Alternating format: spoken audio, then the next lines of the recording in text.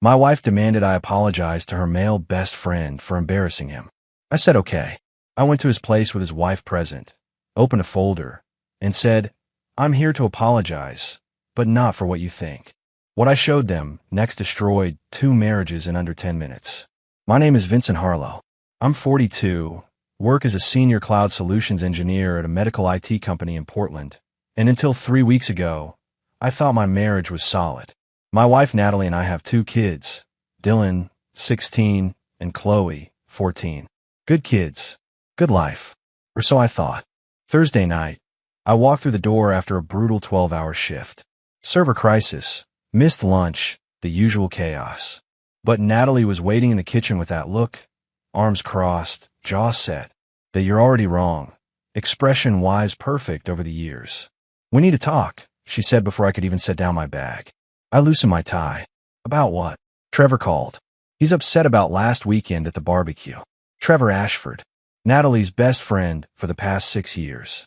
Married to Paige, nice enough guy on the surface, but lately something felt off about how close he and Natalie had become. "What about it?" I asked, though I knew exactly what she meant.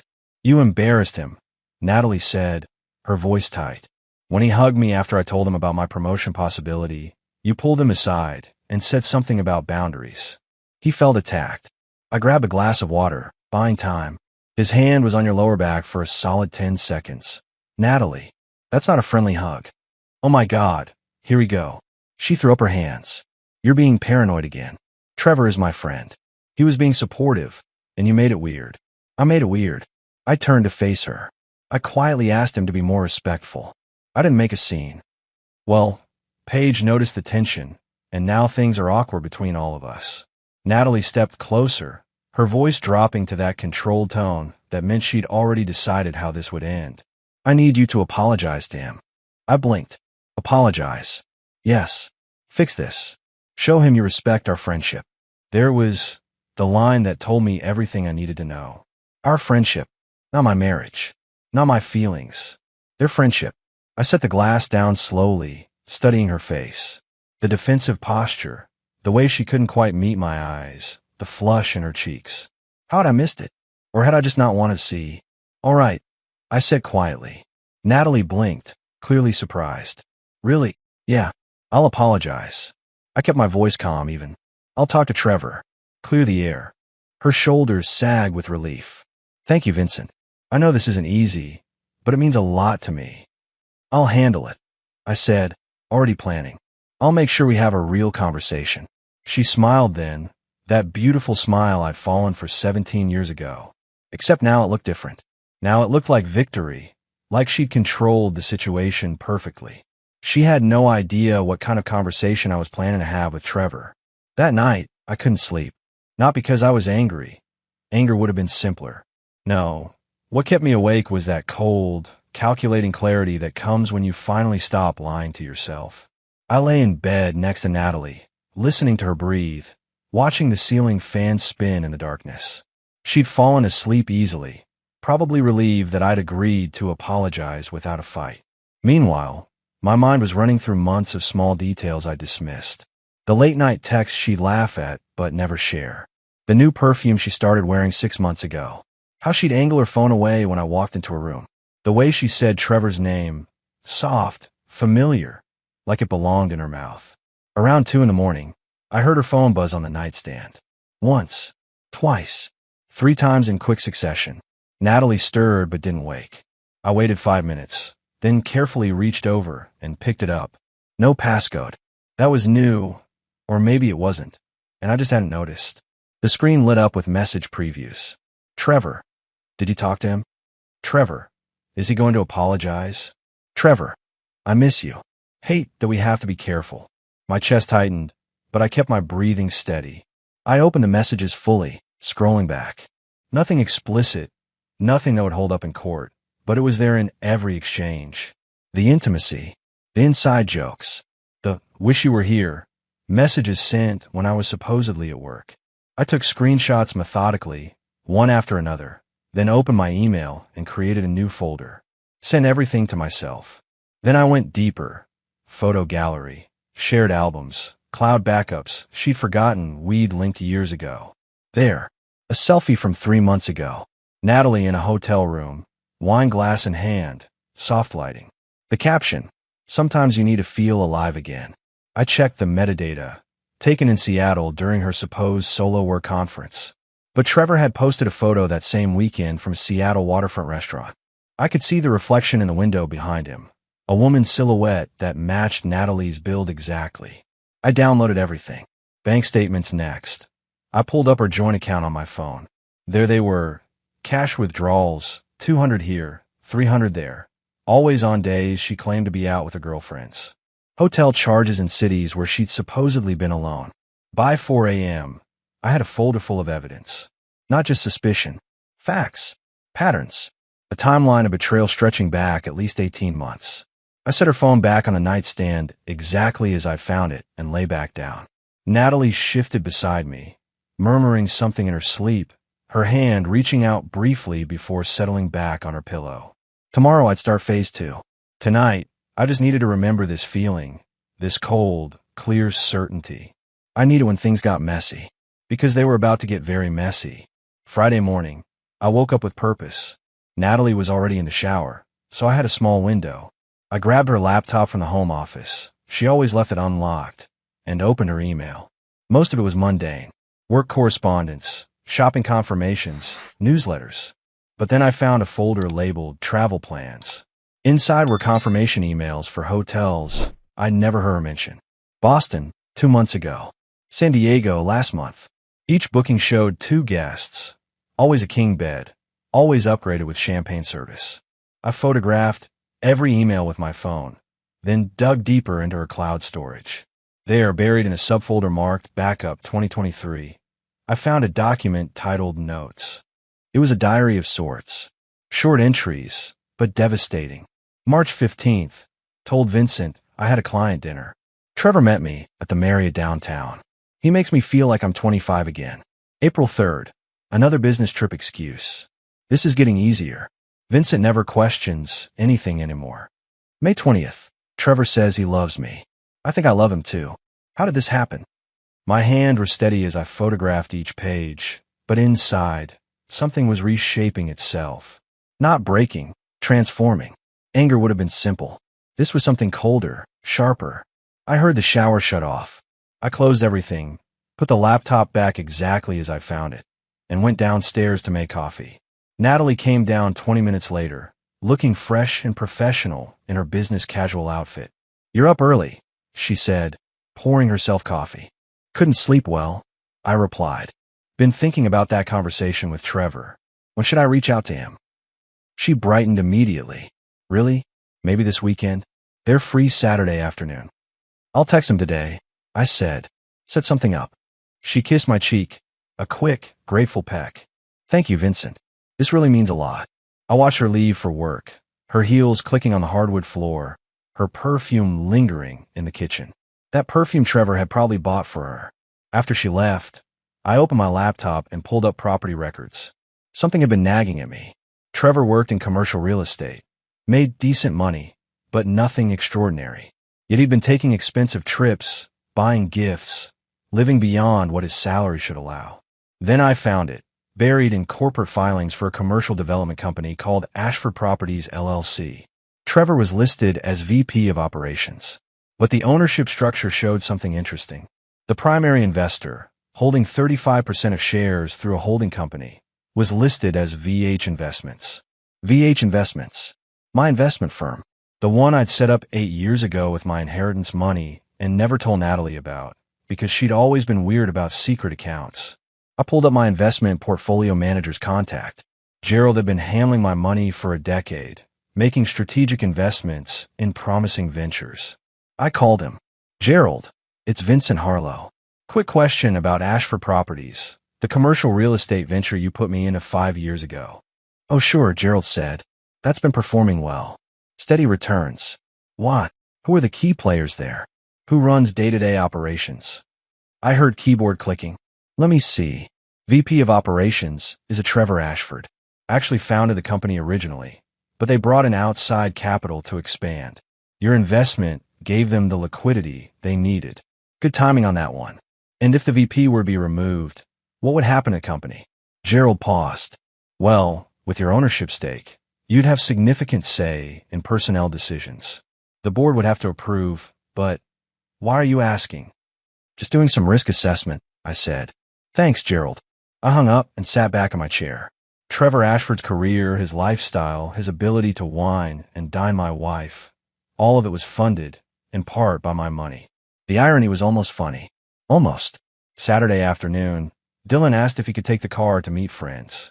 I handed him the keys and watched him drive off, then turned to Chloe, who was curled up on the couch with her laptop.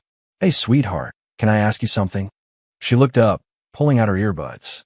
Sure, Dad. I sat down in the chair across from her. Have you noticed anything different about your mom lately? Like, has she seemed distracted? Chloe's expression shifted, just slightly, but I caught it. That look kids get when they know something they're not supposed to say. What do you mean? She asked carefully. Just checking in, I said gently. You can be honest with me. She bit her lip, then set her laptop aside. Dad, I wasn't going to say anything, but what? Last month, when you were in Seattle for that conference, Mom had someone over. Chloe's voice was quiet. I came home early from Emma's house because I forgot my charger. There was a car in the driveway I didn't recognize. When I came in, Mom and Mr. Ashford were in the kitchen. They were really close, and when they heard me, they jumped apart really fast. My chest tightened, but I kept my voice calm. Did they say anything? Mom said Trevor had stopped by to discuss some work thing and was just leaving. But Dad, Chloe's eyes were watering, the way they looked at each other. And Mom made me promise not to mention it to you because she didn't want you to get the wrong idea. I moved to the couch and put my arm around her. Hey, it's okay. You did nothing wrong. Are you and Mom having problems? She asked, her voice small. We're working through some things, I said carefully.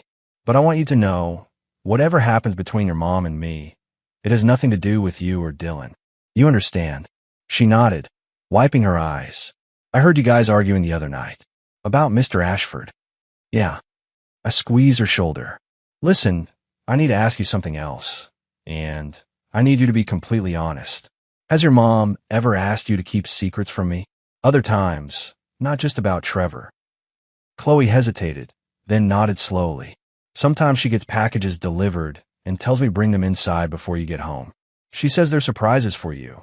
But your birthday's not until December, and this has been going on for months. Where does she keep these packages? In her closet, the back corner, behind her winter coats. After Chloe went upstairs to her room, I went to our bedroom. Natalie was at the gym, her new Saturday routine that had started about 6 months ago. 2-hour sessions, she claimed. I never questioned it. I opened her closet and pushed aside the winter coats. There, in 3 stacked boxes, I found men's clothing. Designer shirts, still with tags. A leather jacket. Cologne. All expensive, all in sizes that would fit Trevor, not me. In the bottom box, I found something that made my blood run cold. Medical paperwork. A clinic visit from 8 months ago. An abortion procedure. Natalie had been pregnant and terminated it without telling me. But here's the thing. I'd had a vasectomy 3 years ago after Chloe was born. We discussed it, agreed we were done having kids, and I'd gone through with the procedure. Natalie knew. She'd driven me home from the appointment. That baby couldn't have been mine. I photographed everything, put it all back exactly as I found it, and went downstairs. My phone buzzed. A text from Trevor. Hey man, Natalie said you want to talk. Want to grab a beer sometime this week? I typed back. Actually, how about I come by your place tomorrow afternoon? Around 2? I'd like to chat with you and Paige together. 3 dots appeared, then disappeared, then appeared again. Sure, that works. See you then. I set the phone down and looked out the window at the quiet suburban street. 24 hours from now, everything was going to change. I just needed to make one more call first. Sunday afternoon at 1:45, I pulled up to the Ashford house. Nice suburban split-level, manicured lawn, 2-car garage.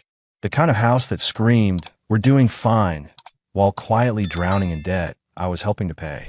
I grabbed the folder from my passenger seat, plain manila, nothing fancy, and walked up the driveway. Before I could knock, Trevor opened the door with that politician smile. Vincent, come on in, man. He extended his hand. I shook it, firm but brief. Appreciate you having me over, I said. The living room was stage perfect. Paige sat on the couch, looking smaller than I remembered, wearing a soft gray cardigan. She gave me a tentative smile. "Hi, Vincent. Can I get you something to drink?" "No. Thank you, Paige. I won't take up much of your time." I sat in the chair across from them, setting the folder on the coffee table. "I wanted to talk to both of you together." Trevor settled next to his wife, draping his arm over the back of the couch. "Sure, man. Look, about last weekend, I think we just had a misunderstanding." "Actually," I interrupted gently, "I'm not here about last weekend." "Well, not exactly." I leaned forward slightly. "Natalie told me I needed to apologize to you, Trevor. She insisted on it, actually. Said I'd made you uncomfortable, embarrassed you." "It's water under the bridge," Trevor said, his smile tightening. "We're all adults here." "Right. Adults." I picked up the folder. "So, I figured, if I'm going to apologize, I should do it properly. Clear the air completely. No more misunderstandings." Paige glanced between us, sensing something shift in the room. "Vincent, what's this about?" I opened the folder and pulled out the first document, a printout of text messages between Natalie and Trevor. I sat on the table, facing them. "This is from 3 days ago. I miss you. Hate that we have to be careful."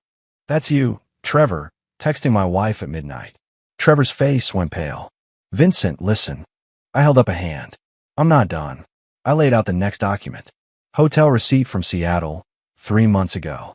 2 guests, king bed, champagne service. Natalie told me she was at a solo work conference. I looked at Paige. "Trevor, you posted a photo from Seattle that same weekend. Small world, right?" Paige picked up the document with trembling hands, reading it slowly. Her breathing changed. "And here," I continued, placing down more papers, bank records showing cash withdrawals from our joint account. Our account, the one meant for our family, going to fund your lifestyle, Trevor. 200 here, 300 there. Adds up to about 40,000 over the past year. Trevor stood abruptly. "You had no right to dig into my finances." "Your finances are partially my finances," I said calmly. "See, here's something interesting I discovered. Ashford Properties LLC, your company? I own 35% of it through VH Investments. My money has been keeping your business afloat for 5 years. Every expensive dinner you bought my wife, every hotel room, every gift, funded indirectly by me." I pulled out the final document and handed it directly to Paige. "And this is the hardest one. Medical records from 4 months ago. An abortion procedure. Your husband's name is listed as the emergency contact, Paige. Not mine. His." Paige's hands started shaking violently as she read. A sound escaped her throat. Not quite a gasp, not quite a sob. "Paige, baby, let me explain." Trevor reached for her. She recoiled. "Don't touch me. I had a vasectomy 3 years ago," I said quietly, looking at Paige. "Natalie knew. We decided together we were done having kids. So when she got pregnant, I knew it wasn't mine. I just didn't know for sure whose it was until I found these documents in her closet yesterday." Trevor's jaw worked soundlessly. Paige stood slowly, the papers clutched in her hand, and walked out of the room without a word. We heard her footsteps going upstairs. Trevor turned to me, and all the charm had evaporated. "What do you want?" "Want?" I smiled without humor. "I wanted to apologize, Trevor, like Natalie insisted. So here it is. I'm sorry I didn't see what you really were sooner. I'm sorry I let you into my home, around my kids.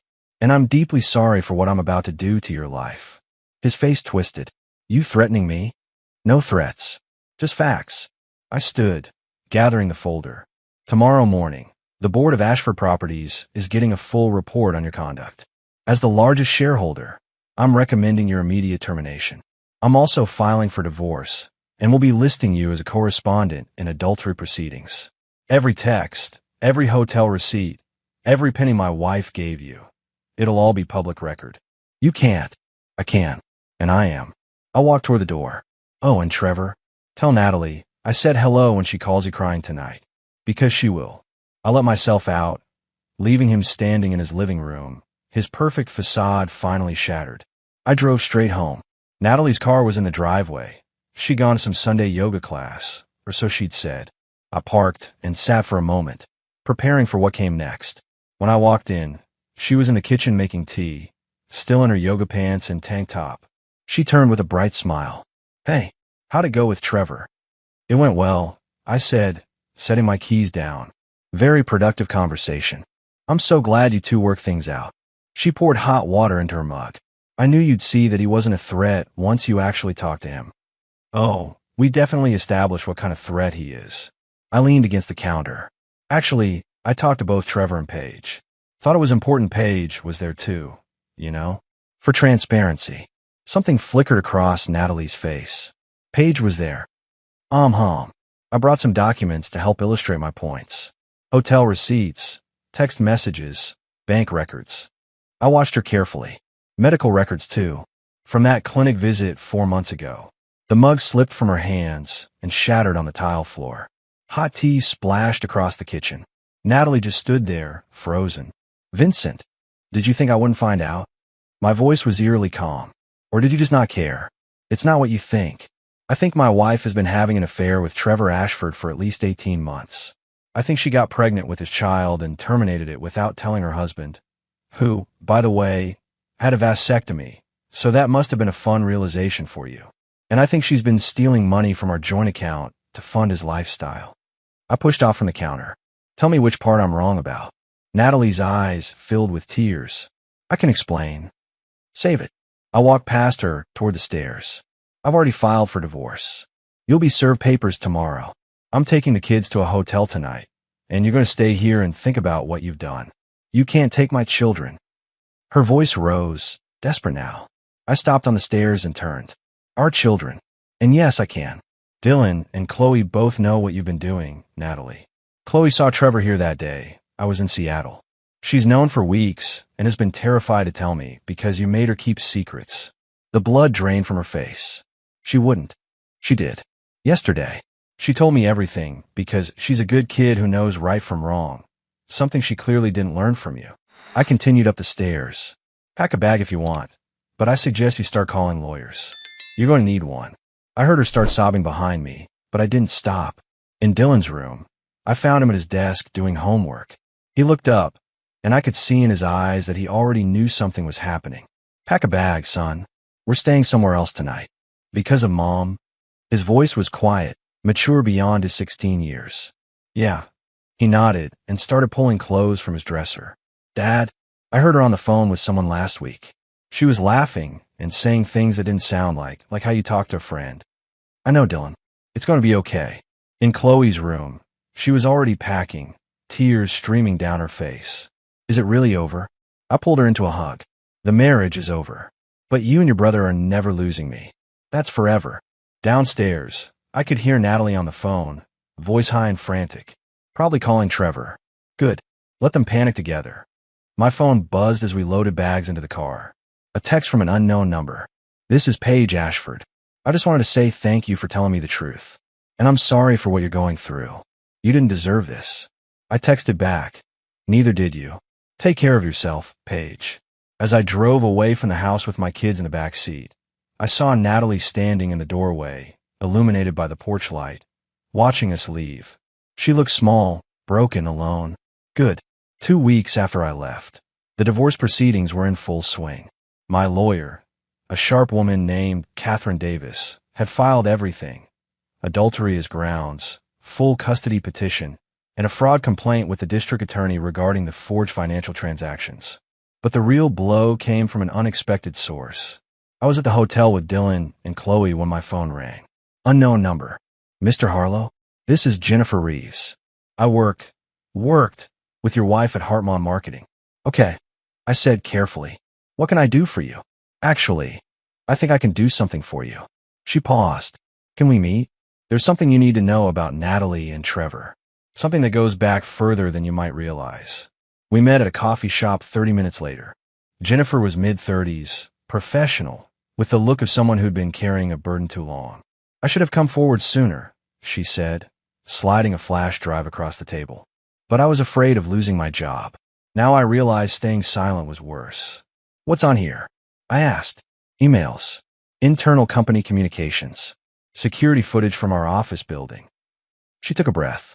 Natalie and Trevor have been involved for 3 years, not 18 months. It started when Trevor's company partnered with ours on the downtown renovation project. They were careful, but not careful enough. My jaw tightened. 3 years. Almost our entire time living in this house. There's more, Jennifer continued. 6 months ago, I overheard Natalie on the phone in the break room. She was talking to someone, I assume Trevor, about how you'd never notice if money went missing because you were too trusting and too busy. She laughed about it, Mr. Harlow. Laughed about stealing from you. Something cold settled in my chest. Why are you telling me this now? Because yesterday, Natalie came into the office acting like nothing had happened. She tried to spin the story to our colleagues, saying you'd become controlling and paranoid. She painted herself as the victim. Jennifer's eyes hardened. I couldn't let that stand. Several of us have seen what was really happening. We just needed someone to be brave enough to speak up first. The flash drive contained everything she promised. Emails between Natalie and Trevor discussing their relationship, complaining about their spouses, making plans for weekends away. Timestamped security footage showing them in compromising positions in empty conference rooms after hours. But the worst was a recorded phone conversation. Apparently Jennifer had been in the bathroom stall when Natalie made the call and had recorded it on her phone. Natalie's voice came through clearly. He'll never leave me, Trevor. He's too invested in the family image. And even if he did, I'd take him for everything. His parents left him that inheritance last year. $2.5 million he thinks I don't know about. That's our retirement, baby. We just have to be patient. My inheritance, the one I'd kept separate, intending it as a college fund for the kids and our actual retirement. She'd known about it all along and had been planning to take it. I forwarded everything to Catherine immediately. That afternoon, my phone rang again. This time it was Natalie's mother, Carol. Vincent, we need to talk, she said, her voice strained. Mrs. Peterson, I don't think. Please, I need to say this. She sighed heavily. Richard and I just found out what Natalie did. All of it. We're horrified. I stayed silent. We raised her better than this, Carol continued, her voice breaking. We taught her about commitment, about integrity. I don't know what happened to her, but what she's done to you and those children is unforgivable. Mrs. Peterson, we want you to know that we're not taking her side, she said firmly. We've told her she's not welcome in our home until she takes full responsibility for her actions. And we'd like to continue seeing Dylan and Chloe, if you'll allow it. They're our grandchildren, and they shouldn't suffer because their mother made terrible choices. I was genuinely shocked. Of course they can see you. They love you both. Thank you. She paused. And Vincent, we're sorry. Truly sorry for what our daughter has put you through. After we hung up, I sat in the hotel room staring at nothing. Natalie's own parents had disowned her. Her colleague had turned against her. The truth was spreading, and there was no way to spin it. My phone buzzed with a text from Paige. Can we talk? Coffee tomorrow. I replied, sure. 10 a.m. at Java Junction. See you there. Paige looked different when I met her the next morning. Thinner, pale, but there was something else, a quiet strength that hadn't been there before. Thank you for meeting me, she said as we sat down with our coffees. Of course. How are you holding up? She smiled sadly. Some days are harder than others. Trevor's been served with divorce papers. He's staying with a friend, trying to convince me to take him back. She shook her head. Never going to happen. Good for you. Actually, there's something I need to tell you. About my health. Paige wrapped her hands around her mug. I have stage 3 ovarian cancer. I was diagnosed 8 months ago. My breath caught. Paige, I'm so sorry. I've been in treatment, and the prognosis is uncertain. Maybe 5 years, maybe 10, maybe less. She looked up at me. I knew Trevor was pulling away during my treatment. I just didn't know he was pulling away to your wife. When you showed me those documents, part of me was relieved. Finally, the truth. You deserve so much better than what he gave you. So do you. She smiled slightly. I've been thinking a lot about second chances lately. About not wasting time on people who don't value you. And about spending time with people who do. I met her eyes and saw something there. Vulnerability, yes, but also possibility. Vincent, I know this is complicated and the timing is terrible, but would you want to have dinner sometime? Not as therapy or commiseration. Just as two people who understand each other. I thought about it for exactly 3 seconds. I'd like that. We talked for 2 hours. About our kids, our marriages, our futures. When we left, she hugged me, brief but warm. Thank you for being honest, she said. About everything. Driving back to the hotel, I felt something I hadn't felt in months. Hope. That evening, Catherine called with news. The DA is moving forward with fraud charges against Natalie. Between the forged documents, the financial theft, and the witness testimony from her coworker, they have a solid case. What about Trevor? He's cooperating, trying to cut a deal, basically throwing Natalie under the bus to save himself. Catherine's tone was dry. Real gentleman. Figures. Also, the custody hearing is next week. With the kid's testimony and Natalie's parents backing you, I'm confident we'll get full custody with supervised visitation for her. After hanging up, I called Dylan and Chloe into my room. I have some news. It's good news, mostly. They sat on the bed, waiting. The court case is moving forward. Your grandparents, your mom's parents, have said they support us. They want to keep seeing you. What about Mom? Chloe asked quietly. She's going to face some legal consequences for what she did. But that's not on you. That's on her. I pulled them both close. No matter what happens, you two are my priority. Always. Dylan nodded. Dad, I know this is weird to say, but I'm proud of you for not just taking it. Those words meant more than any court victory ever could. For months after I left, the divorce was finalized. Natalie got minimal visitation rights. Every other Sunday, supervised by her parents. The fraud charges were still pending, but the DA assured Catherine they had enough for a conviction. Trevor had been terminated from Ashford Properties. Without his position and with his reputation destroyed, he'd lost most of his clients. Last I heard, he was working at a small real estate office in the suburbs, making a fraction of what he used to. But I wasn't focused on him anymore. I was focused on building something new. One Tuesday morning, I received a call from the Portland Tribune. Mr. Harlow, this is Lisa Reed, editor of the opinion section. We've heard about your case through court filings, and we'd like to offer you space to write a statement, if you're interested. Many readers have been following the story. I thought about it for exactly 10 seconds. I'll send you something by tomorrow. That night, I sat down and wrote. To the community.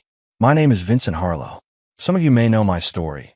My wife's affair, the financial theft, the betrayal that nearly destroyed my family. I'm not writing this for sympathy or revenge. I'm writing this because silence protects the wrong people. For 18 months, I trusted completely while being deceived systematically.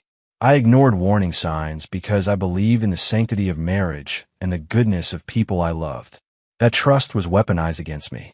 But I want to be clear, I'm not a victim. I'm a father who fought for his children. I'm a man who chose dignity over despair.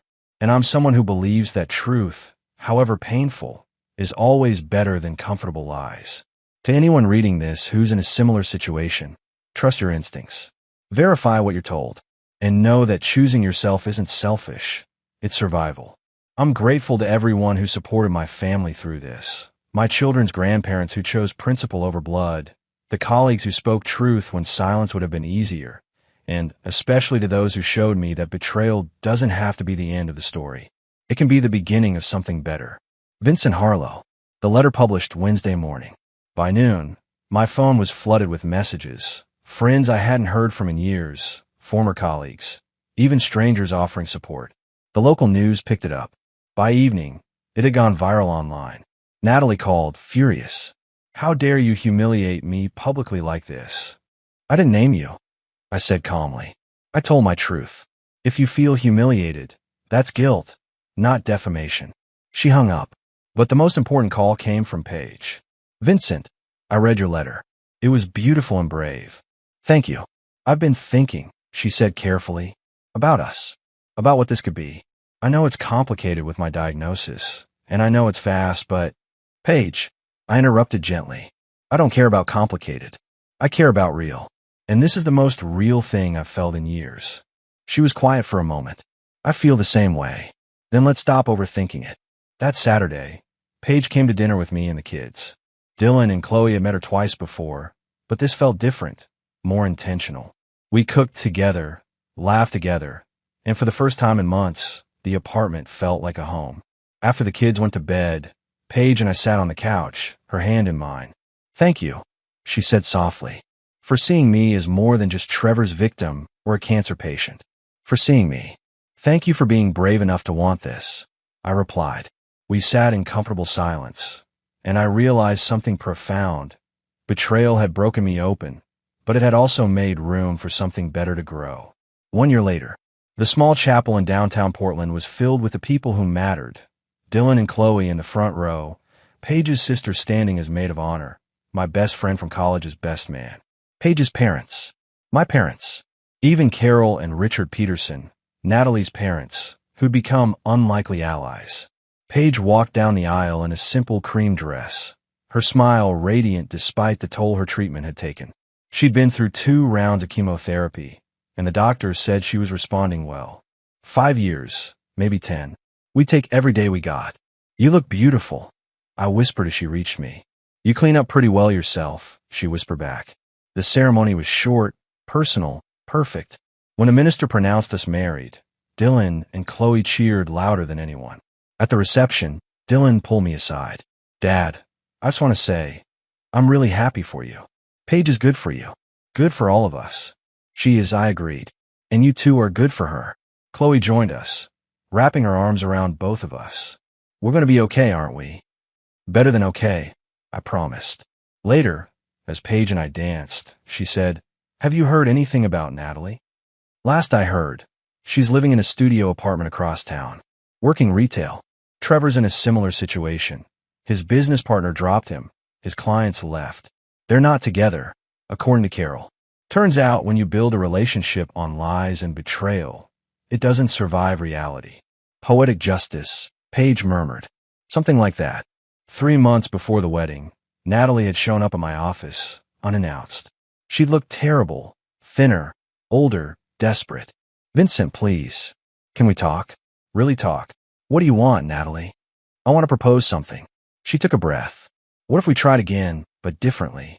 An open arrangement where we're both free to see other people, but we keep the family intact. The kids need both parents. I'd stared at her, genuinely stunned by the audacity. You destroyed our family. You stole from me. You aborted another man's child. And now you want me to welcome you back into my life with an open arrangement? I made mistakes, but no. The answer is no. It will always be no. I've moved on, Natalie.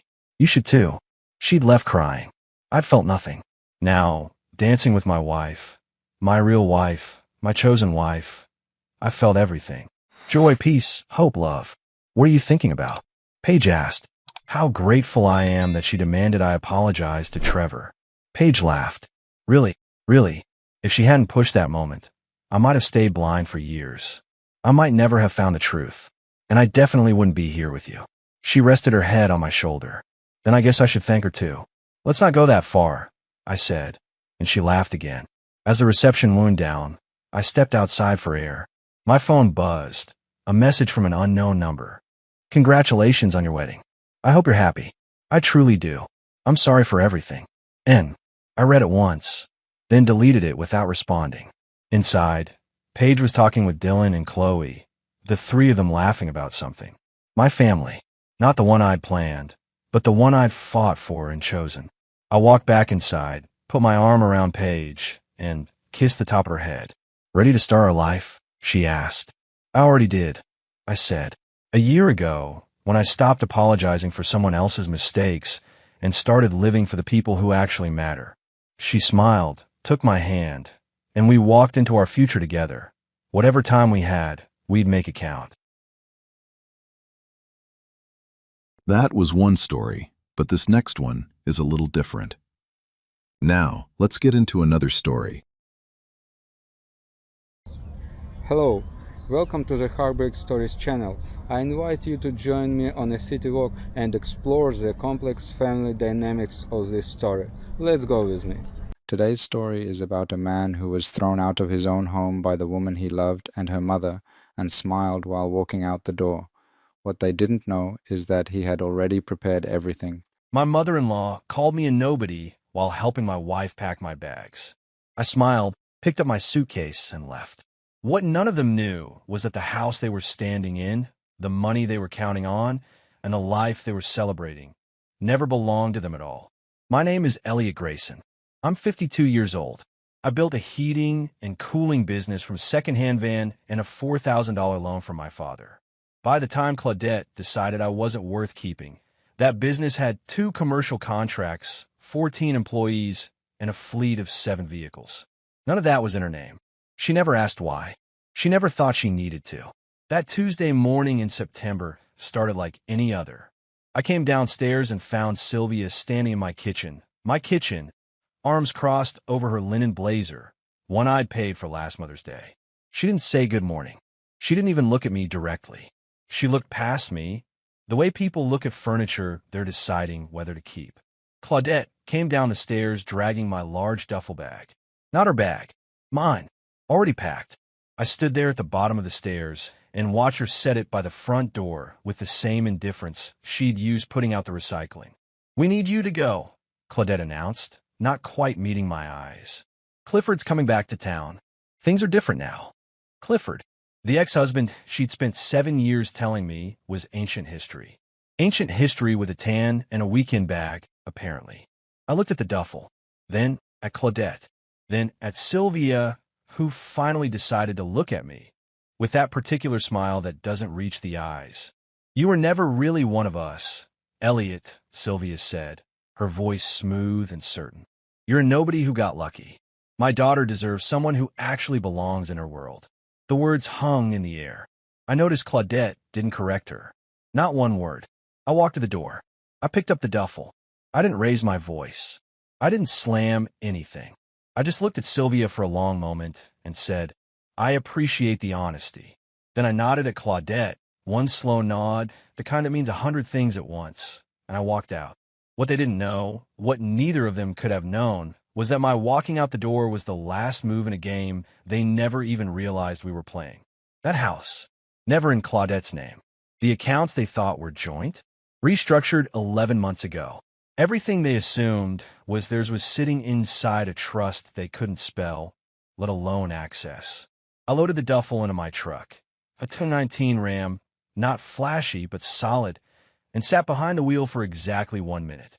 No music, no phone calls, just the sound of the neighborhood and the weight of what was about to happen settling into my chest like a slow exhale. In the glove compartment was a manila envelope. Inside it, 3 documents, 2 flash drives, and a handwritten note from Nadia that reads simply, "Ready when you are." I've been working toward this for almost a year. Not out of anger, not even out of spite. I'd done it because somewhere around the 11th month of watching my wife slowly disappear into a version of herself I didn't recognize, I understood that preparation wasn't pessimism. It was survival. I pulled out the driveway without looking back. Not because it didn't hurt. It did. 23 years is a long time to love someone, even someone who stopped loving you back somewhere along the way. But I cried my last tear about Claudette 6 months ago, alone in my office at midnight, looking at a photo of us from our honeymoon in Savannah. I let myself feel it then, all of it, so I wouldn't fall apart when it mattered. And right now, it mattered. I dialed Nadia's number. She picked up on the second ring. "It happened," I said. There was a brief pause. Then her voice came through, steady and focused. "I'll have everything ready in 2 hours. Drive safe, Elliot." I set the phone in the cup holder and pointed the truck toward Arthur Finch's office on the other side of town. The game, as far as Sylvia and Claudette were concerned, was over. They'd won. They had no idea it had just begun. Arthur Finch's office smelled like old leather and black coffee, which, as far as I was concerned, was exactly what a lawyer's office should smell like. No motivational prints on the walls. No fake plants. Just floor-to-ceiling shelves, a mahogany desk the size of a small boat, and Arthur himself, 61 years old, silver-haired, reading glasses perched at the end of his nose like they'd given up trying to stay put. He was already waiting when I walked in. He took one look at my face and didn't bother with pleasantries. "She did it this morning," he said. Not a question. Packed my bag herself. I confirmed, dropping into the chair across from him. Her mother supervised. Arthur made a short sound that wasn't quite a laugh. He pulled a thick folder from his desk drawer and set it between us. I recognized it immediately, dark green, labeled in his handwriting, Grayson/Elwood Ridge Holdings. "Before we execute the final amendment," he said, removing his glasses and setting them on the desk, "I need to tell you something that came across my desk yesterday afternoon." He paused, choosing his words with the precision of a man who'd spent 40 years doing exactly that. Claudette retained counsel 3 weeks ago, a family law attorney out of Decatur. She's been asking questions about marital asset division, specifically about the house and the business. I kept my expression neutral, and her attorney made an inquiry about the property title on Briarwood Lane. Arthur tapped the folder. They were fishing, trying to determine what was jointly held. He let that sit for a moment. What's interesting is that the inquiry included a request to verify a signature on a home equity document from 2019. That landed differently. I leaned forward slightly. A signature she didn't forge. Correct. The document was legitimate. You signed it. But the fact that her attorney was examining it suggests they were looking for a way to argue the property was a marital asset.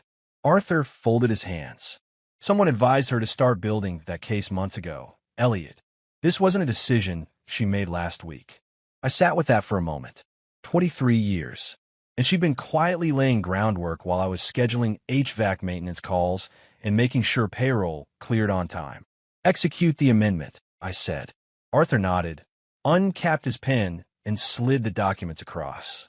The final amendment to the Elwood Ridge Holdings Trust, established in 2003, 1 full year before I met Claudette, funded entirely from the sale of my father's business. The house on Briarwood Lane had been purchased through that trust in 2007. Claudette's name had never appeared on the title. Not once. I signed, clean and deliberate. Arthur countersigned, then pressed his notary seal with the quiet finality of a period at the end of a very long sentence. It's done, he said. The property is fully secured. No marital claim survives this structure. I exhaled slowly. Not relief, exactly.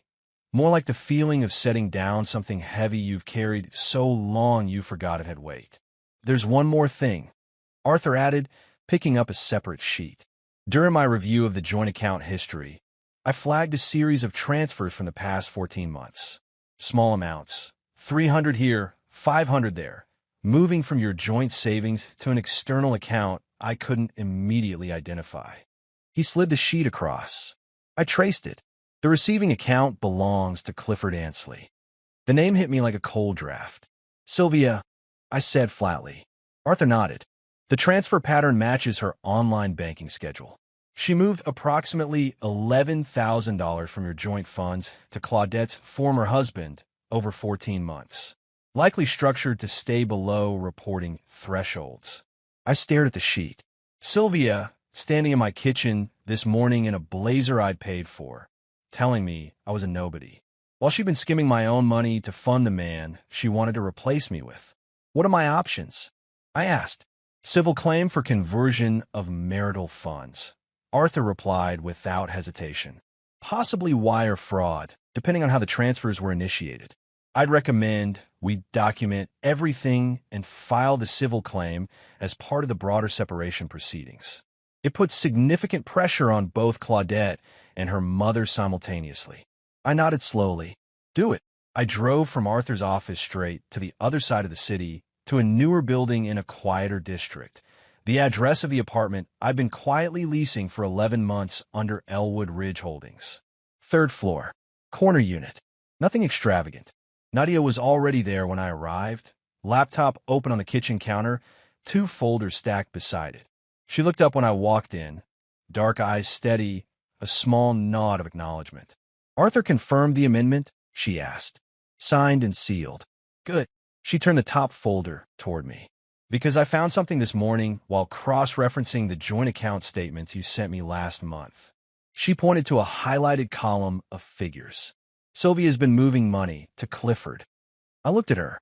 Arthur found the same thing 20 minutes ago. Nadia's expression didn't change, but something behind her eyes shifted, a quiet satisfaction. Then we've got them from 2 directions. She reached for her coffee mug, and for just a moment, the late morning light caught the angle of her face in a way I noticed without meaning to. I looked away and picked up the folder. There was work to do. The apartment on Kellner Street wasn't much to look at from the outside. A red brick building, 6 floors, no doorman, no lobby artwork. Just a key fob, a working elevator, and the kind of quiet that costs more than people realize.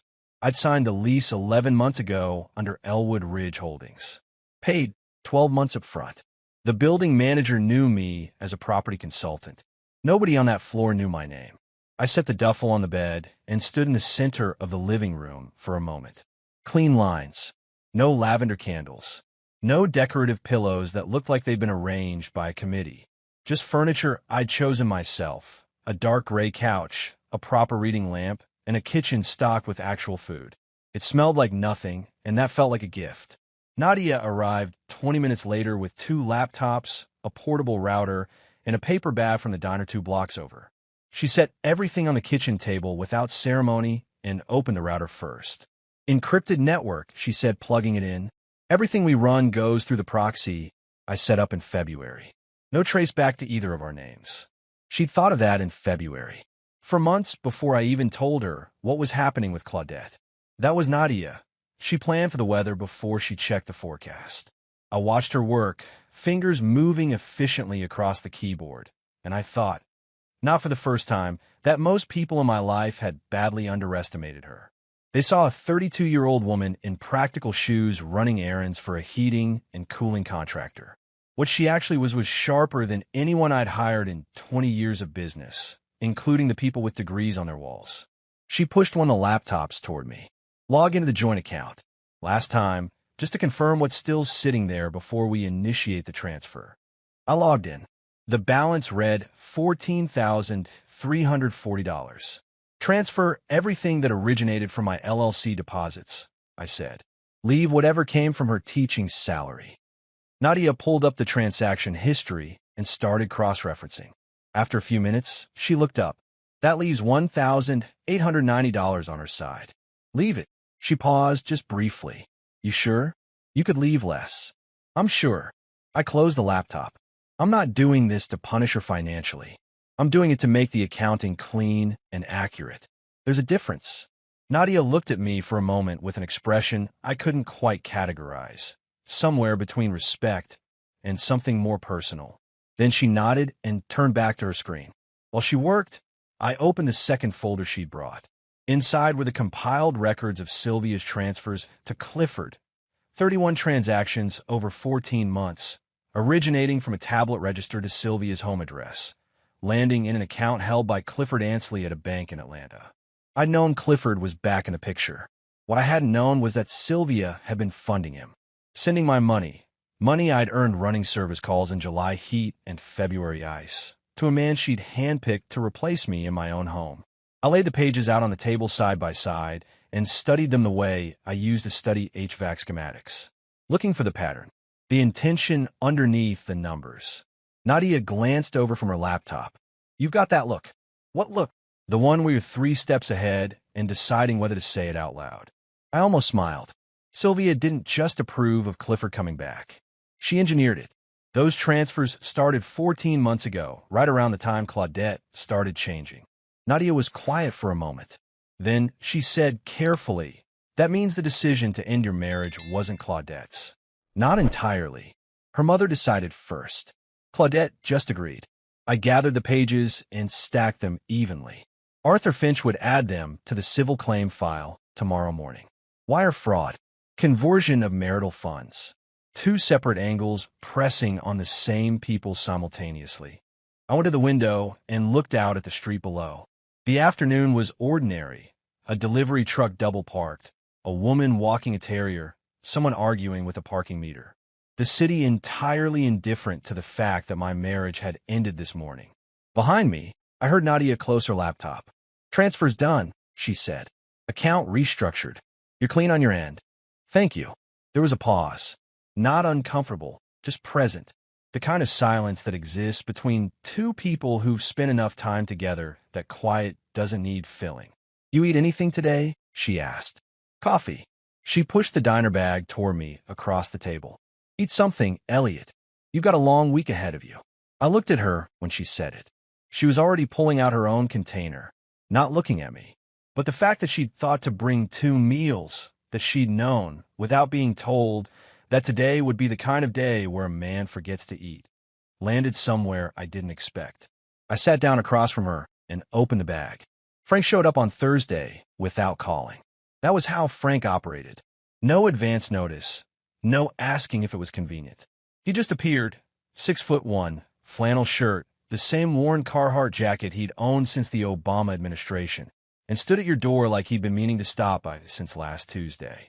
I opened the apartment door, and he looked me over once, the way older brothers do when they're checking if you're actually okay or just saying you are. "You look like you slept," he said. "I did. Good." He walked in, glanced around the apartment, nodded once in approval, and set a six-pack of decent beer on the counter. "Nice place. Clean. Sit down, Frank." He sat on the couch and waited. That was the thing about Frank. He never pushed. He'd driven 40 minutes from Marietta without an invitation and would sit there all afternoon without asking a single question if that's what the situation called for. I poured us both a coffee. It was only 11 in the morning. The beer could wait, and settled into the chair across from him. "She did it Tuesday," I said. Frank wrapped both hands around the mug. "Her mother helped, supervised the whole thing." He made a sound low in his chest. Not anger exactly, something older than anger. He met Sylvia exactly 4 times over 23 years. Each time, he'd shaken her hand, been polite, and told me afterward, in private, that the woman looked at me like I was a lease she was waiting to let expire. I told him he was reading too much into it. "You remember what you told me after my engagement dinner?" I asked. Frank looked up. "I told you the mother was the one marrying you, not the daughter." "You did." He was quiet for a moment. "I also told you I hoped I was wrong." "You did that too." I gave him the outline. Not everything. Not the full legal architecture, but enough. The trust. The property title. Arthur's findings about Claudette's attorney and Sylvia's transfers to Clifford. Frank listened without interrupting. He had that quality, rare in most people, rarer in men, of being able to hear something fully before responding. When I finished, he set down his mug. "The money Sylvia moved," he said slowly. "That's not just disloyalty. That's theft, Elliot. Arthur's filing the civil claim tomorrow." Frank nodded, studying the middle distance. Then he said, "You doing this alone?" "The legal side, the financial side, all of it." Nadia's helping. Something moved across his face. Not suspicion, just attention. "Roy's daughter." "Right. She's sharp," Frank said simply. "Always has been." He picked up the mug again. "You've got Finch, you've got her. What do you need from me?" That was Frank. Straight to the operational question. "Nothing right now," I admitted. "I just needed somebody who already knew I wasn't the problem." He looked at me steadily over the rim of his mug. "You were never the problem." We stayed like that for a while, 2 brothers on opposite sides of a small table, the city humming outside the window, the morning passing without ceremony. Frank stayed for 3 hours. We didn't talk about Claudette the whole time. We talked about the Braves, about a plumbing issue Frank had in his basement, about a hiking trail up near Blue Ridge that we'd been meaning to do for 4 years and somehow never managed. When he finally stood to leave, he pulled on his jacket and paused at the door. "The trust," he said quietly. "I knew about it from the start, didn't I? You witnessed the original filing.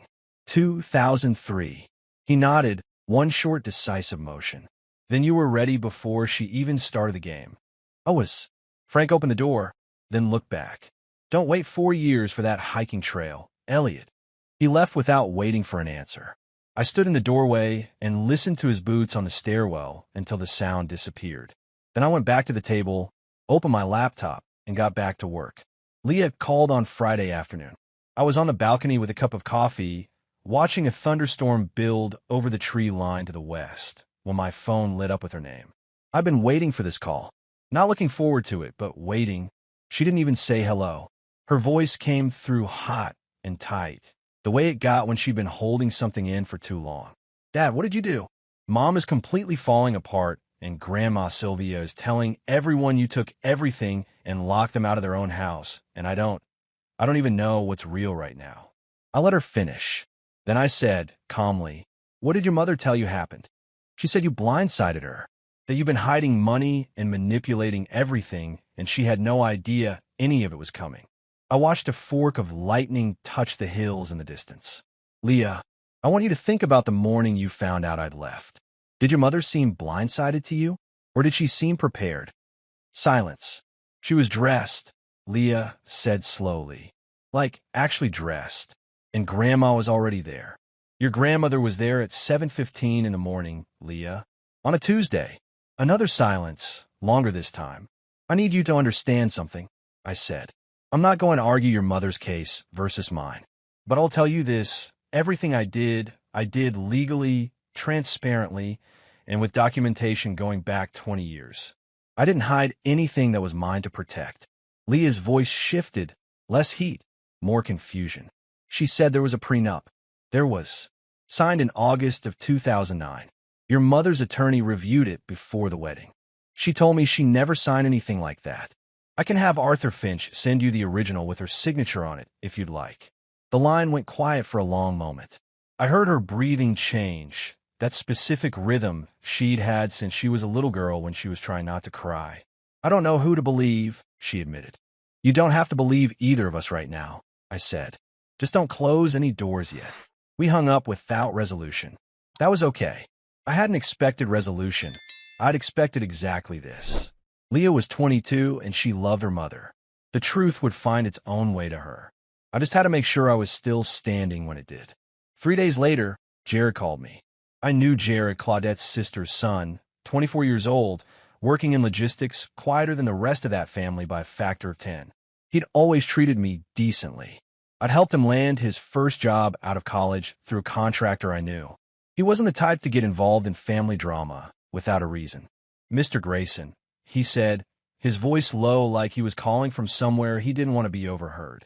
I need to tell you something, because I don't think it's right what's happening. He told me he'd found something in his Aunt Claudette's bedroom.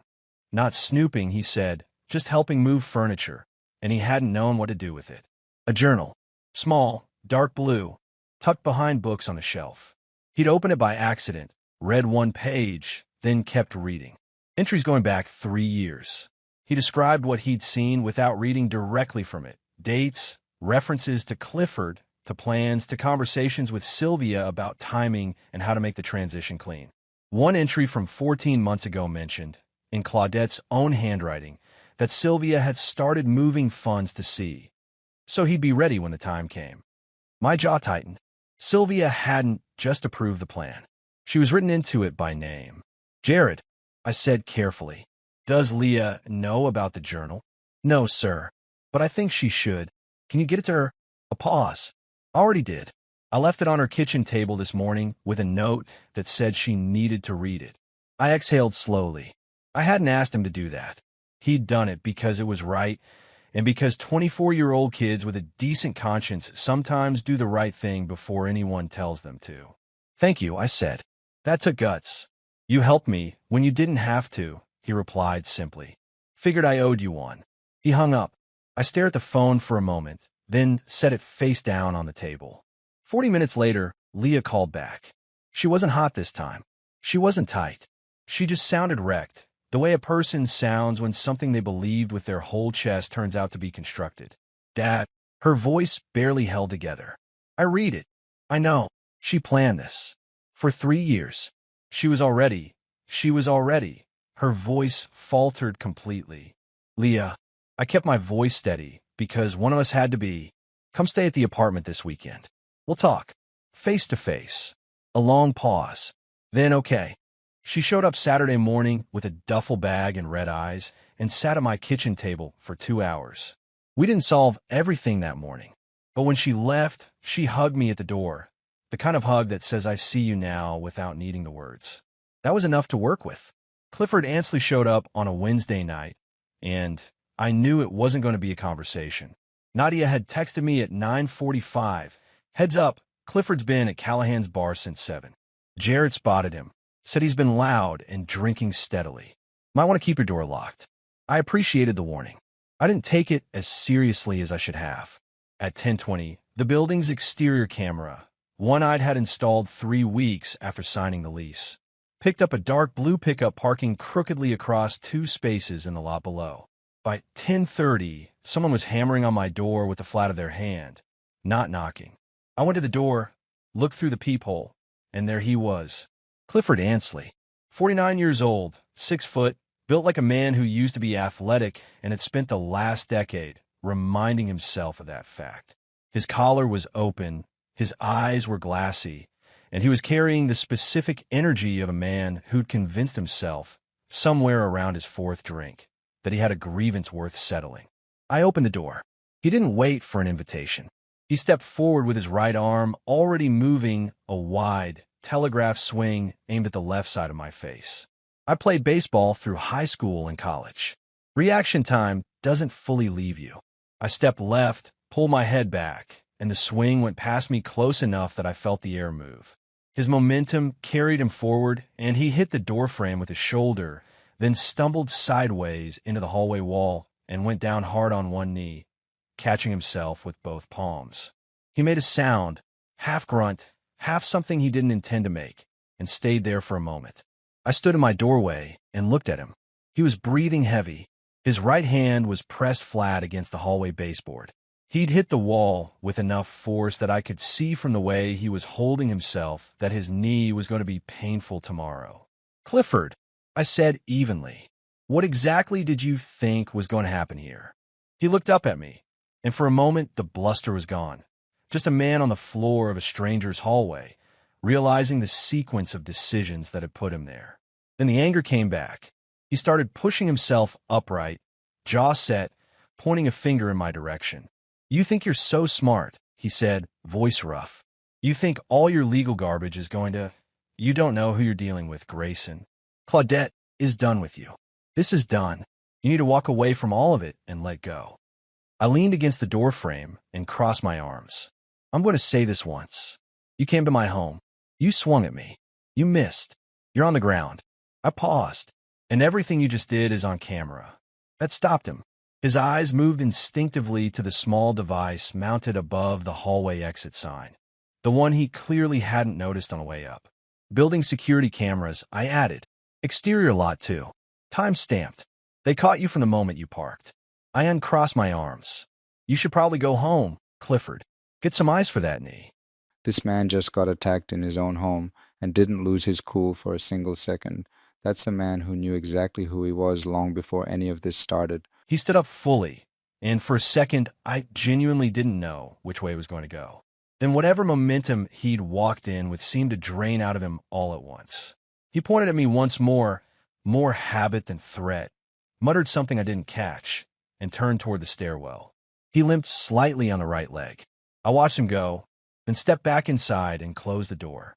I stood in the kitchen for a moment, letting the adrenaline settle. Then I pulled out my phone and sent 2 messages. One to Arthur Finch. "Clifford Ansley attempted to assault me at my residence tonight. Camera footage available. Advise on protective order." One to Nadia. "He came. He swung. He missed.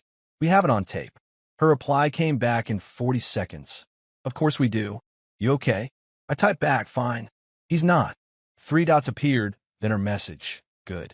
I set the phone on the counter and poured a glass of water. My hands were steady, not because the moment hadn't been real. It had, but because there's a particular kind of calm that comes from knowing you handled something without losing yourself in it. The footage would go to Arthur in the morning. The protective order application would follow. Clifford Ansley had just handed me one more document for the file. Some men, when they feel cornered, come out swinging. I learned a long time ago that the better move was to simply not be where they expected you to be. Roy called on a Monday morning and didn't waste time getting to the point. "Elliot, I need to step back for a while." His voice was careful, measured, the tone of a man who'd rehearsed the conversation before dialing. "My wife's been getting calls from people in Claudette's circle. There's talk going around, and with our joint contracts up for renewal next quarter, I can't afford the optics right now." I was standing in my kitchen. I set down my coffee mug without a sound. "I understand," I said. "It's not personal, Roy." I kept my voice level. I said, "I understand. No hard feelings." He exhaled, clearly relieved I hadn't pushed back. We ended the call politely, and I stood there for a moment looking at the wall. 14 years. We'd built 3 major commercial contracts together, replaced roofing systems on 2 county buildings, and shared a booth at the Atlanta Trade Expo every spring for over a decade. And one social pressure campaign from Claudette's book club network had spooked him in under a week. I picked up my mug and went back to work. I didn't call him back. I didn't send a message. I just adjusted the project timeline and noted the gap. Some people need to see how things land before they decide where they stand. I could respect that, even if I didn't admire it. 2 days later, Nadia forwarded me a tax filing document she'd flagged during a routine background check she'd been running on the key players in Claudette's circle. Sylvia's name appeared as a listed officer on a small property holding company, Terracegate Properties LLC, which had filed amended returns for 3 consecutive years, each amendment quietly reducing declared rental income by amounts that straddled the reporting threshold. It wasn't dramatic. It wasn't a smoking gun. It was exactly the kind of pattern that looks like paperwork error until an accountant or an IRS auditor decides to look twice. I forwarded it to Arthur Finch with a one-line note. For the file. Don't use it.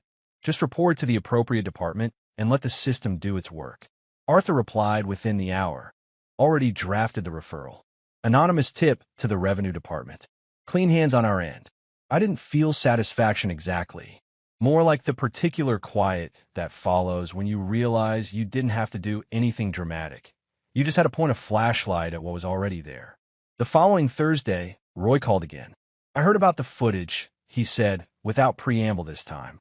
Clifford going to your place, and look, Elliot. I made a mistake pulling back. I panicked. That's the truth. I let a beat pass before answering. What changed? Wendell from Dryden County reached out. Said he saw Finch's protective order filing in the court records. It's public, and that Clifford's facing a restraining order hearing next month. He paused. Claudette's people are going quiet. And I started thinking about what I actually know about you versus what I was being told. And I know you. 14 years. You've never once cut a corner on a contract or left a partner holding the bag. His voice was quieter now. I'm sorry I flinched. I thought about it for exactly the amount of time it deserved. Come by the apartment Saturday morning. Bring coffee. We'll talk. I'll be there. I set the phone down and noticed Nadia looking at me from across the table, one eyebrow slightly raised. Roy, she asked, coming back around. She tilted her head, considering. Took him about 10 days. Some people need to watch which way the wind's blowing before they commit to a direction, I said. And some people, she replied, returned her laptop, just need to be reminded who they're actually dealing with. She said it lightly, without looking up, but it sat with me longer than a light comment usually does. I found myself watching her for a moment, the way she worked, the precision of it, the steadiness, and I caught myself and looked back at my own screen. She was right, of course. She usually was. It was 11:47 at night when Claudette called. I know the exact time because I was still at the kitchen table, reviewing a supplier contract, and I glanced at the clock 30 seconds before the phone lit up. I looked at her name on the screen and set down my pen. I let it ring 3 times. Then I picked up. She didn't open with anger. That was the first thing I noticed. No edge, no prepared speech. Just her voice, quieter than I'd heard it in years, stripped of the social polish she usually kept running like background software. I didn't think you'd answer, she said. I almost didn't. A pause. Are you sleeping? Working. Of course. A small sound, not quite a laugh, not quite a sigh. You're always working. I said nothing. I learned a long time ago not to fill silences that weren't mine to fill. I found out about Sylvia, she said finally. The transfers to Clifford. Arthur's filing. Another pause, heavier this time. I didn't know she was doing that. Elliot. I wanted to know that. I didn't ask her to. I sat with that for a moment, turning it over. Whether it was true was a separate question from whether she believed it was true. Claudette had a talent for not knowing things she didn't want to know. It doesn't change the legal picture, I said. I know. Her voice dipped. That's not why I called. Then why did you call? A long pause. Long enough that I thought the call might have dropped. Then, I didn't think you'd actually go through with it. Any of it. I thought you'd. I don't know what I thought. That you'd negotiate. That you'd try to hold on to something. I held on for a long time, Claudette. I know you did. She said it quietly, and I believed her. Elliot, I'm not asking for anything. I'm not trying to change what's happening. I didn't realize how far I'd gone until I was already there. Her voice wavered for just a moment before she steadied it. I never actually thought you'd walk out without looking back. I looked back. I told her. I just didn't stop. Silence again. I stood and went to the window, looking out at the dark street below. You're going to be fine, she said finally. It wasn't a performance. It sounded like something she actually believed. You've always landed on your feet. So have you, I replied. You'll figure out what that looks like now. She didn't answer that. After a moment, she said, okay, in the small, final way people say it when they know a conversation has reached its natural end. Good night, Claudette. Good night. The line went quiet. I set the phone face down on the windowsill and stood there looking at the street for a long time. A car passed below. A light went on in the building across the way, then off again. I thought about 23 years, about what they'd actually contained, the good parts, and they existed alongside the slow erosion that I'd noticed and explained away and filed under this is just how marriages go. I've been wrong about that last part. Some things are worth explaining away. Some things are worth paying attention to. My phone buzzed. Nadia, checking in late, as she sometimes did. You still up? Found something on Clifford's hearing date. Finch should know tonight. I almost smiled. 11:58 at night, and she was still working the file. Send it, I typed back. I'll forward to Arthur. A second later, already sent to both of you. Get some sleep, Elliot. I looked at that last line for a moment longer than necessary. Then I closed the window app, picked up my contract, and went back to work.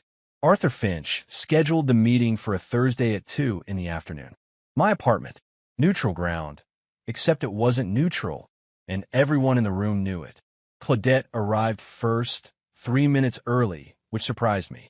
She was dressed conservatively, dark slacks, a gray blouse. None of the performative elegance she'd favored when she still thought appearance was leverage. She looked tired in a way that makeup couldn't fully address. Sylvia came in 2 minutes later, moving with the careful deliberateness of a woman who decided to project control she no longer had.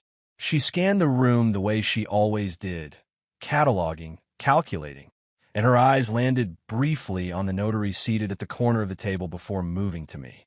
Elliot, she said, in that tone she reserved for people she considered below her ceiling. Sylvia, I replied, and gestured to the chairs across the table. Arthur sat to my left, folders open, pen ready. Nadia was in the kitchen, technically making coffee, actually present. Sylvia settled into her chair and folded her hands on the table. I assume this is where you make your demands. This is where I present the executed documents, I said. There are no demands. The legal structure is already in place. Arthur slid the first folder across. Sylvia reached for it before Claudette did. Old habit. She opened it, read the first page, turned to the second. Her expression didn't change immediately. She had too much practice at that. But somewhere around page 3, the stillness in her face became a different kind of stillness. The kind that means a person is recalibrating everything they thought they knew. The property was never in the marital estate, Arthur said, calmly and without glee. The trust predates the marriage by 6 years. Every asset acquired through the trust carries the same protection. The civil claim for conversion of marital funds has been filed and accepted. The Revenue Authority referral for Terrace Gate properties is already under review. That last part landed on Sylvia like a change in air pressure. Her chin came up slightly. That's harassment. That's an anonymous tip to a public agency, I said. They make their own decisions about what to investigate. Claudette hadn't said a word. She was looking at the folder, not reading it anymore, just looking at it. The way you look at something when the information is already sunk in and what's left is just the weight of it. Then, unexpectedly, Sylvia went still. Her hand, which had been resting on the table, moved to her chest. She exhaled in a short, tight sequence, and her color shifted, not dramatically, but enough. I stood immediately. Nadia! Nadia was already moving from the kitchen. I called 911 and stayed on the line while Nadia guided Sylvia to a more reclined position in the chair and checked her pulse. Claudette was on her feet, one hand on her mother's arm. The fear on her face entirely real. The paramedics arrived in 8 minutes. Sylvia was conscious and stable. High blood pressure, they said, stress-related episode, not cardiac. They took her for evaluation anyway. I stood on the sidewalk outside the building while the ambulance pulled away, and Claudette stood beside me, not quite next to me, watching it go. You didn't have to call them, she said quietly. Of course I did. She looked at me for a moment. Something moved across her face that I couldn't name and didn't try to. Then she turned and walked toward her car without another word. The meeting didn't resume that day. It didn't need to. The documents were already executed. The transfer of the Briarwood Lane property to the Millbrook Veterans Housing Initiative was complete, renovation scheduled for 6 weeks out. The civil claim against Sylvia was active. The divorce proceedings would proceed on the established legal structure. I went back inside. Nadia was cleaning up the coffee cups, moving quietly around the kitchen. "You okay?" she asked without turning. "Yeah." I set my jacket on the chair. "You?" She turned then, and for a moment we just looked at each other across the kitchen, the table between us, the afternoon light coming through the window at a low angle, everything quiet. "That went about as expected," she said. "Sylvia included?" A small, careful smile. Sylvia slightly exceeded expectations. I almost laughed. It was the first time that day I'd come close to it. She went back to the coffee cups, and I stood there watching her for exactly as long as I could justify before I picked up my jacket and told her I'd be back in an hour. 3 months passed the way months do when you're busy. Not slowly, not quickly, just full. The divorce was finalized on a Tuesday morning with considerably less drama than the marriage had produced. Arthur Finch called me as I was driving to a job site, told me it was done, and I said thank you and kept driving. The legal structure held exactly as designed. Claudette walked away with the contents of her teaching retirement account, her vehicle, and $1,890 in the joint account I'd left untouched. The civil claim against Sylvia was settled out of court. She paid back the $11,000 in transfers plus legal costs, and the Revenue Authority investigation into Terrace Gate properties continued independently of anything we'd done. Clifford Ansley faced a restraining order hearing the following month.